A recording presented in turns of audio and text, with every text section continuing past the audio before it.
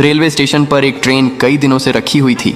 एक बड़ा कबूतर उस पर अपना घोंसला बनाता है, फिर उसी घोंसले में अंडे देता है और कुछ दिनों में अंडों से नन्हे चूजे निकलते हैं। कबूतर खुश था। एक दिन कबूतर दाना लेने जाती है, तभी अचानक ट्रेन चल पड़ी और काफी दूर निकल गई। जब कबूतर आती तो देखती है कि ट्रेन वहां नहीं होती है। कबूतर अपने बच्चों को हर तरफ ढूंढने लगती है। ट्रेन जा चुकी थी। कबूतर उदास एक पेड़ पर बैठी होती है। तभी वही ट्रेन उसी स्टेशन पर वापस आई।